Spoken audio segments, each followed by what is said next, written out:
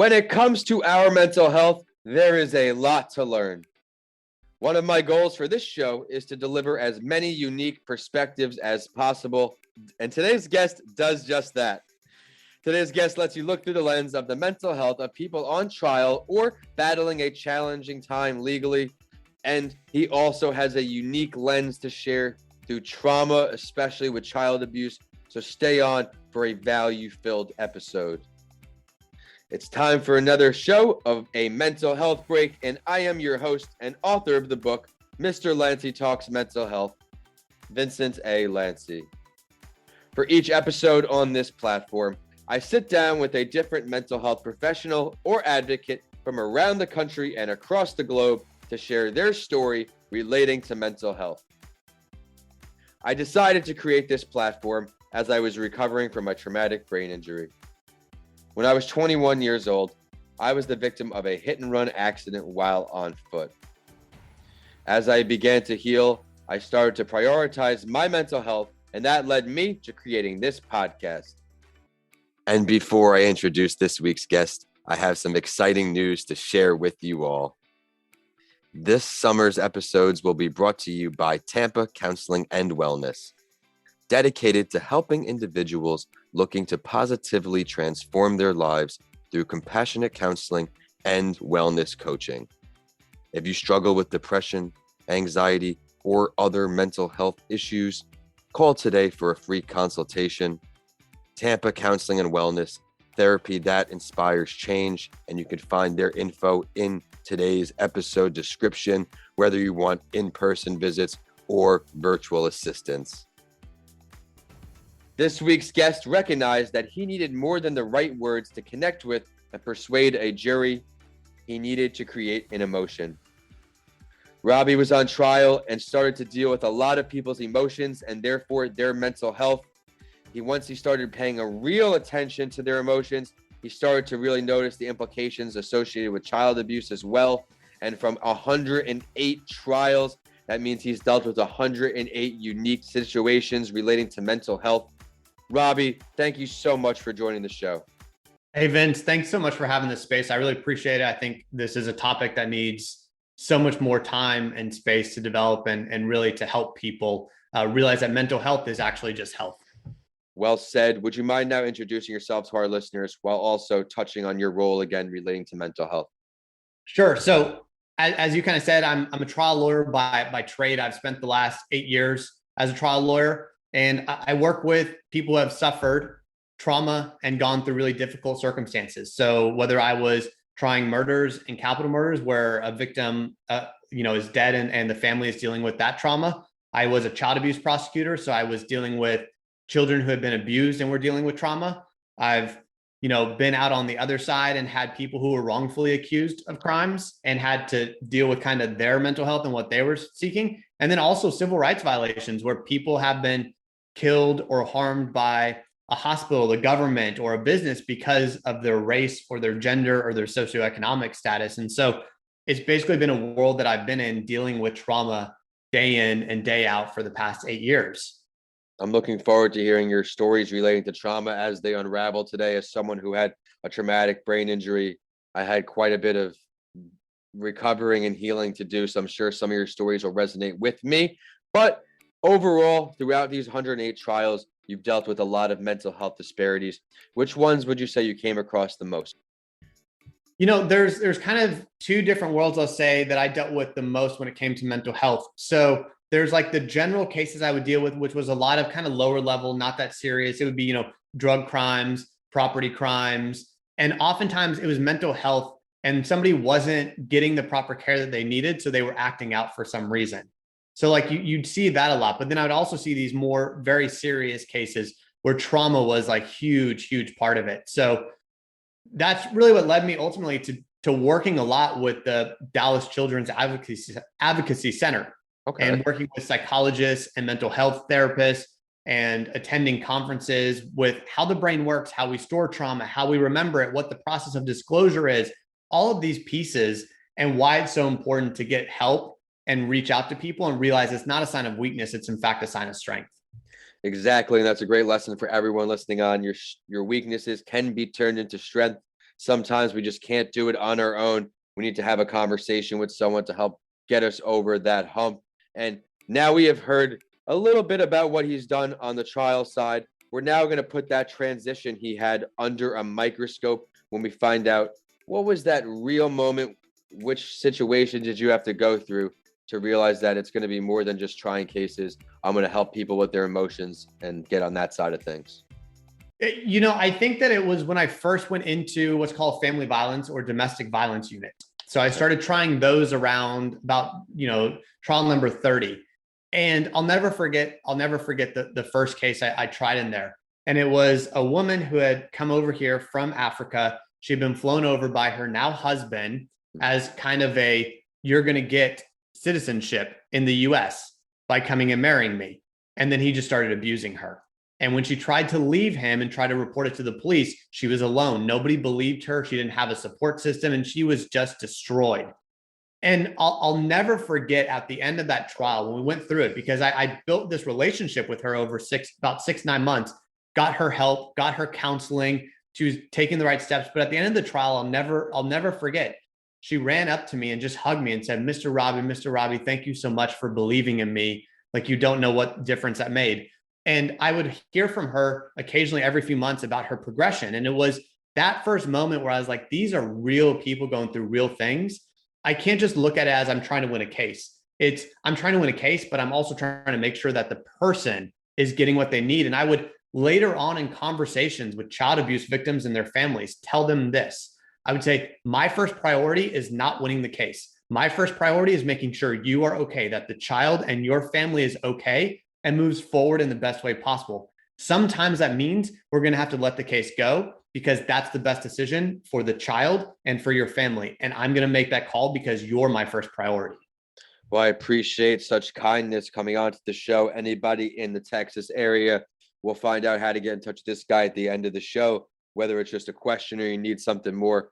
He is the right guy for you because it's more than just the case, as you just heard. But now we can answer this question based on what you've seen from your clients, as well as maybe some personal tools you can offer. How do you improve your mental health? What are 2 great techniques you have? So I actually think the first one is just being open to this idea that struggling with mental health isn't a bad thing. Like, we first have to have a mindset shift of it's okay to struggle sometimes. It is okay. That's part of life. And if you're struggling, find support, whether that's a therapist, whether that's somebody over the phone. Very important. Right? Like, you need to get help. And there's nothing wrong with that. And I think that's the first realization I took. And I myself have certainly done that. And I've advocated to clients to do that and people I know to do that because it makes a world of difference. So I think that's the first piece, is just this mindset that it's okay. The second piece is, how often are we basically checking in with ourselves and taking some time just to reflect on where we are? And so I try to do things where I take some time, and you can call it meditation, you can call it whatever term you want to, self-reflection, and just kind of sit with your thoughts and start seeing how you feel. What are the sensations? And do this occasionally just to be like, how am I feeling? Am I holding something in that's causing me to feel anxious and feel stress? And a lot of this kind of visualization work, meditation, self-reflection, all of a sudden you start to like let go of things, which helps your mental health, because you say, oh, that thing that was really holding me back, that I was holding on to, that was hurting me, that I was worried about, I can let that go. And when I let that go, things get better, right? I think sometimes we get so caught up in the day-to-day grind of life that we forget to look at things are going to be okay in a week, in 2 weeks, in 3 weeks. It may feel like we're underwater right now, but in a week, we're going to be okay. We just have to realize that and take that mentality of, I've got this. I just have to be kind of at peace with myself. Thank you for providing 2 tangible steps. These are no cost involved too. Life gets fast, but we have to slow down and check ourselves. Similar to the way COVID hit this world, we were moving at all cylinders. No one really stopped. Let's remember not to forget to do that now that things are picking up once again. What are some ways you plan on raising awareness for the importance of mental health in the future, Robbie? So I think one big way is, obviously I'm a speaker, right? That's what I do. I speak on these issues, and I plan on using that platform to speak on them. And I've done that a number of times on very large clubhouse rooms and different instances where people then reach out to me and want to share their story or want to talk to me about these issues. And so first off is just being open. and saying, hey, I know this world. I understand I can help you. Or if I can't help you specifically, I know who to tell you to go see and how to go through this process. So that's kind of the first piece that I think of. And then also, obviously, as the platform grows, write on it, talk on it, put those publications out there so they can live on. Because I think that that's so important as well, because not everyone's going to hear me speak. But if we start creating content around this idea that it's okay, like I've seen this, here's the stories I've lived, here's the things I've felt myself, here's my challenges, here's my struggles, here's how I've dealt with them and overcome them. I think that if it touches one person, right? I always say this, my goal is to always just reach one person when I speak, when I write, because I never know what that ripple effect is going to be from that one person. Love the optimism, love the compassion attached to it. Big things coming from Robbie. Stay tuned, mental health world. But before he does all of that, we're going to ask him for his take on this week's Spotlight story. For those of you who are new to the show, I share the mental health related story of someone who is famous because I want to let you, the listeners, know you are not alone. I want you to understand that even though someone looks like they're healthy from the outside, they may not be on the inside too. I will now share the mental health related article of Prince Harry. I found out that him and Oprah are coming out with a mental health documentary in May 2021, so stay tuned. Here's a quote that I found that may resonate with some of you. I've spent most of my life saying, I'm fine. I could safely say that losing my mom at the age of 12 and therefore shutting down all of my emotions for the last 20 years has had quite serious effect on not only my personal life, but also my work as well. I have probably been very close to a complete breakdown on numerous occasions. I will also include one quote describing his transition from living in the spotlight to his current home in Santa Barbara. Living here now, I can actually lift my head and I feel different. My shoulders have dropped, so has hers, and you can walk around feeling a little bit freer. I get to take Archie on the back of my bicycle. I guess this can also relate to many of us in a transition, how things can be so drastic. We're making that change that may seem hard at first, may be the best thing because that describes how light he was feeling. Robbie, what do you take away from Prince Harry's story? The big takeaway for me is how oftentimes we try to bury something from long ago that continues to affect us. Mm-hmm. And that we need to realize it doesn't matter how long ago these events happened. I'm 34 at this point. Let's say something happened to me when I was 12. It could still be affecting me today. Yeah. And I think we need to be open to that. It's not just like, how was yesterday? It's how was 10 years ago? Did something happen that changed the trajectory of your life, or that is still resonating with you? And once we start to embrace this idea of, again, going back to the self-reflection, we start looking at it and say, oh, there's more to this. I need to work through it. And maybe I need to make a change. And sometimes changing physical space is important. And I'll give you a quick example. I had my dog for 10 years, and she was with me in Dallas for 10 years. And I recently had to let her go because she was 15 years old. And it was just that time. I said, I've got to move from Dallas because I associated Dallas with Roxy, my dog. And I said, I've got to get a different space because I'm always going to feel that pull here. And yes, there's tons of happy memories, but there's also that this was Roxy's city, not my city. And so sometimes we need to move on to create that physical separation. Yes, I can agree 100%. Things that are challenging are just that, because if things are easy, they're probably not worthwhile. You can't grow sometimes if you don't commit to some form of change. And with that, Robbie, I got to thank you so much for joining this platform.